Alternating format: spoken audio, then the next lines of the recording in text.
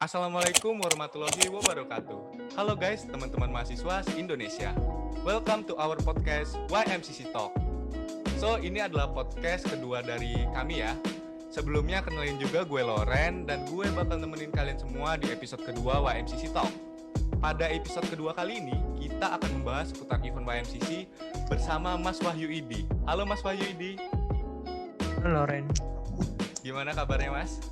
Alhamdulillah sehat. Sehat ya? Oh iya, Mas sekarang domisilinya lagi di mana ya Mas?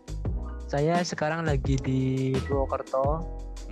Mas di sini menjabat sebagai ini Mas ya, manajer acara dari event YMCC 2021 ya Mas? Iya, jadi kebetulan di tahun 2021 ini saya Wahyu Idi Pangestu dipercaya oleh ketua Adam sebagai manajer acara. Begitu Loren. Oke, Bakti boleh dong kami tanya-tanya nih Mas soal event YMCC 2021 lagi ke Mas. Boleh. Oke, sebenarnya YMCC itu apa sih Mas? Jadi untuk tema yang kita angkat pada tahun 2021 ini yaitu Technological Innovation for the Sustainable Mining Industry. Jadi kenapa sih kita ngambil tema ini? Karena kami melihat bahwa untuk terciptanya industri pertambangan yang berkelanjutan itu diperlukan inovasi teknologi, di mana inovasi teknologi ini tentunya memperhatikan dari aspek lingkungan, aspek teknis, dan selanjutnya aspek ekonomi. Aspek lingkungan tentunya dengan adanya teknologi diharapkan bisa mengurangi dampak dari lingkungan tersebut. Kalau dari aspek teknisnya bisa mendukung untuk efisiensi dan juga efektivitas. Nah untuk segi ekonominya itu bisa untuk mengangkat nilai tambah dari komoditasnya. Bisa juga dengan melalui proses pengolahan ataupun juga pemurnian. Seperti itu Loren. Oh, berarti tema YMCC ini sebenarnya cukup mulia juga Mas ya? Betul, jadi kami mengangkat teknologi ini karena memang teknologi ini ke depan akan menjadi konsen baik di Indonesia maupun di dunia. Untuk maknanya sendiri, logo YMCC itu maknanya apa ya Mas? Jadi untuk logo YMCC ini kami ada perubahan. Jadi kalau dari segi bentuknya, dari bentuknya ini kita segi 4, di mana segi 4 ini melambangkan atau mengartikan bahwa YMCC ini dilaksanakan yang keempat kalinya. Jadi tahun 2021 ini merupakan pelaksanaan YMCC yang keempat.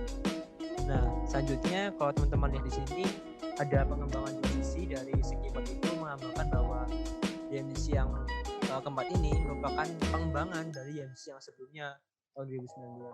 Nah, selanjutnya ada 2 bukit nih di dalam segi 4 ini melambangkan bahwa YMCC ini konsepnya berkemah. Jadi awalnya itu YMCC ini konsepnya camp atau berkemah. Tapi karena memang kondisi pandemi, oleh karena itu dialihkan dalam jaringan atau online seperti itu. Nah yang selanjutnya ada helm dan juga palu, itu melambangkan kalau YMCC ini mengedepankan dari keselamatan kerja atau aspek dari K3. Tentunya itu yang sangat dibutuhkan di dunia pertambangan. Nah selanjutnya warna biru, kita sendiri kalau misalnya biru itu melambangkan dari kecerdasan. Nah untuk warna hitam yang cukup mendominasi di samping warna biru ini melambangkan sportivitas, di mana kita adalah kompetisi harus mengangkat dari sportivitas. Nah selanjutnya ada tulisan YMCC dan juga kepanjangan dari YMCC, Youth Mining Camp Competition, itu melambangkan dari nama acara kita, nama acara YMCC. Nah untuk selanjutnya yang KK 2021 melambangkan penyelenggaraan YMCC yang pada tahun 2021, di mana penyelenggaraan tersebut adalah yang keempat. Seperti itu Loren. Oh, berarti YMCC ini udah yang keempat kali untuk diadakan Mas ya? Iya, tahun ini yang keempat kalinya. Kalau boleh tahu YMCC diadakan berapa tahun sekali ya Mas? Untuk penyelenggaranya itu awalnya dulu tuh setahun sekali, cuman karena kami berpikir akhirnya baiknya diadakan 2 tahun sekali seperti itu. Dimulai dari tahun 2017 dan 2 tahun sekali ya, 17, 2019, dan itu 2021. Oh, berarti YMCC yang pertama tuh diadakan 2016 ya Mas, terus 2017 yang kedua, 2019 yang ketiga, dan tahun ini yang keempat. Iya, jadi kalau kita lihat sejarahnya ya, YMCC ini sedikit ke belakang, YMCC ini awalnya hanya diselenggarakan di daerah Jogja aja, sekitar Jogja. Nah selanjutnya dilaksanakan secara nasional cuma setahun sekali, akhirnya kita rubah lagi ke nasional, dan bahkan tahun ini tuh ada yang internasional, itu dilaksanakan selama 2 tahun sekali kayak gitu. Terus Mas, event YMCC 2021 ini ada maskotnya nggak Mas? Saya dengar-dengar itu ada maskotnya, ada burung yang berwarna hitam ya Mas? Oh iya benar. Jadi untuk maskot ini kita mengangkat nih burung khasnya Sleman. Di Sleman ini kan tempat kita untuk berkuliah ya di Sondong Catur. Akhirnya burungnya ini namanya burung punglor.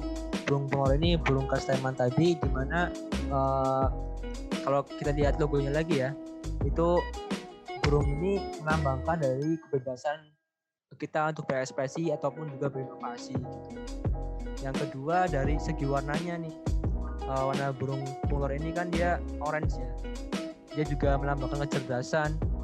Nah selanjutnya maskot ini bawa palu dan ini melambangkan bahwa dia merupakan maskot dari kompetisi pertambangan gitu. Nah dia juga pakai safety boot, dia pakai helm, rompi juga gitu ya, lengkap lah istilahnya gitu.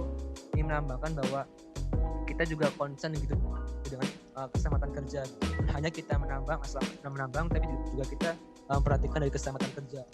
Berarti maskot ini mencirikan kita sebagai pekerja di wilayah pertambangan bahwa keselamatan itu sangat penting ya Mas ya? Iya betul.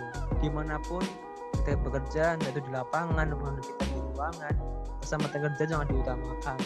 Terus gue dengar YMCC ini ada ngadain social project ya Mas ya? Betul.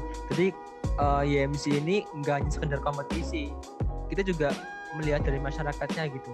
Masyarakat ini seperti apa sih? Apakah ada masyarakat yang kekurangan? Apakah ada masyarakat yang membutuhkan?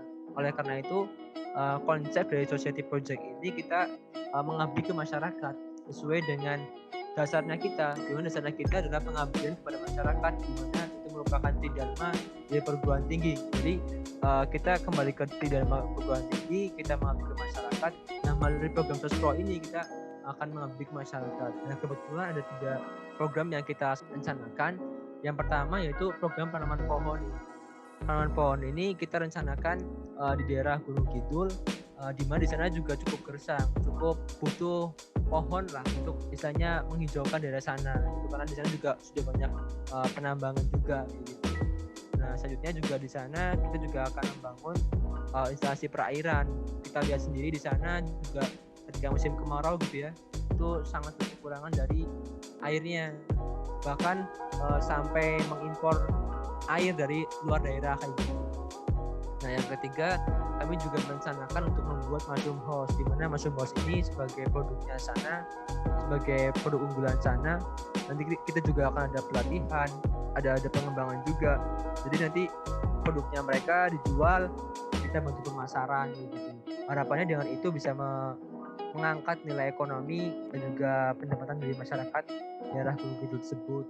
Selain dari 3 program tersebut ya, dari 3 program tersebut, dia juga membantu daerah-daerah yang terkena bencana dengan melalui penggalangan dana. Itu sih Lauren yang mungkin bisa dijelasin soal Sospro ini. Terus untuk di Gunung Kidul itu daerahnya spesifiknya di daerah mana ya Mas? Nah untuk spesifiknya itu kita mengambil daerah Bejiharjo. Kalau teman-teman pernah ke sana itu dekat Gua Pindul gitu, hanya sekitar 2 kilo lah dari Gua Pindul. Itu daerah Bejiharjo, Kabupaten Gunung Kidul. Oh berarti daerahnya cukup jauh juga ternyata dari kampus UPN Veteran Yogyakarta yang ada di Condong Catur ya? Iya, sekitar sejam lah kalau ke sana. Lumayan jauh itu 1 jam. Ngomong-ngomong, kenapa bisa ketemu daerah seperti itu Mas ya? Dan kenapa sih mau ngadain social project untuk daerah Bejiharjo itu Mas? Kenapa nggak mungkin ada desa lain yang mungkin yang lebih dekat dengan kampus kita, lalu bisa kita adakan social project? Kenapa harus daerah Bejiharjo Mas? Oh ya, jadi awalnya itu kan kita mau menyelenggarakan ya di sini secara offline gitu ya, secara offline di Jogja. Akhirnya kita waktu itu survei dan kita mendapatkan tempat di Bejiharjo. Nah, sekaligus nanti perlombaan di sana, sekaligus juga Sospro di sana. Tapi karena emang terhalang pandemi, kayaknya kompetisi ini dialihkan ke online. Kita tetap mengadakan di sana karena kami juga di sana sudah melihat sendiri, sudah survei sendiri kalau misalnya daerah sana juga membutuhkan seperti itu. Dan juga daerah sana juga cukup prospek. Kalau teman-teman dari sana itu ada situs namanya situs Sokoliman. Situs Sokoliman ini situs yang bersejarah di Yogyakarta. Dan kalau misalnya teman-teman lihat juga di buku-buku juga ada juga tuh situs Sokoliman. Jadi selain mendorong dari ekonomi sana, mendorong juga dari segi lingkungannya, dan juga kita juga mengangkat wisatanya sana, wisata dari Beji Harjo seperti itu. Jadi paket komplit gitu lah kalau di sana. Berarti udah ada rencana buat offline Mas ya kemarin di Beji Harjo ya? Iya betul. Kita juga sempat merencanakan juga untuk offline. Cuma karena memang kita melihat kalau pandemi semakin menyebar, akhirnya kita putuskan untuk kita menggunakan sistem online. Dan juga sistem online sendiri juga malah mendukung dari tema kita gitu, tema teknologi, dimana kita memanfaatkan teknologi yang ada gitu. Berarti semua perlombaan akan dilakukan secara online Mas? Betul. Kita pelaksanaan lomba dari mulai isai, terus debat, infografis, ada paper, ada yotech, juga ada main presentation competition. Semua itu dilaksanakan secara online. Dan bahkan untuk yang seminar juga kita laksanakan secara online. Lalu Mas, kalau misalnya dilaksanakan secara online nanti perlombaannya mulai dari pendaftaran, mulai nanti pelaksanaan lomba, itu akan dilaksanakannya gimana Mas ya sistemnya? Ya, jadi untuk teman-teman yang mau daftar itu bisa kita manfaatkan official account baru dari YMCC, yaitu website. Jadi kita tahun ini ada website YMCC, kurs YMCC. Jadi teman-teman bisa memanfaatkan fasilitas tersebut, website tersebut, dari mulai mengunduh guidebook, juga untuk melihat semua rangkaian kita, melihat juga galeri-galeri dari yang tahun-tahun kemarin. Itu juga bisa mendaftar dari event-event yang kita laksanakan, yang kita rencanakan. Semua event itu kita laksanakan atau kita daftarkan melalui website. Pokoknya banyak banget lah di situ fitur-fitur ataupun informasi yang telah kita masukkan di situ di website itu. Lalu aku juga lihat website ternyata ada ini Mas ya, event virtual fair sama webinar series ya? Iya benar. Kalau boleh tahu Mas, virtual fair sama webinar seriesnya ini acaranya itu nanti gimana ya Mas? Jadi tahun ini karena memang konsepnya online ya, yang dulu awalnya itu ada pameran di depan FTM, itu kita rencanakan tahun ini secara online melalui virtual. Jadi teman-teman yang mau melihat booth-booth dari perusahaan, tambang maupun non-tambang, maupun juga KSDM dan juga YMC sendiri bisa melihat nanti booth online atau virtual online melalui website YMCC gitu. Nanti teman-teman bisa mendaftar di situ, login dulu. Nanti teman-teman bisa melihat virtual fair. Nah, selain itu juga ada seminar nasional nih. Seminar nasional juga dari mulai pendaftaran itu juga dari website. Semua informasi juga dari website. Lalu selain virtual fair tadi kan ada webinar series juga tuh Mas. Kan webinar series katanya bakal ada IMES Mas ya. Itu gimana Mas? IMES itu apa sih Mas sebelumnya? Jadi IMES itu kepanjangan dari Indonesian Mining and Energy Summit.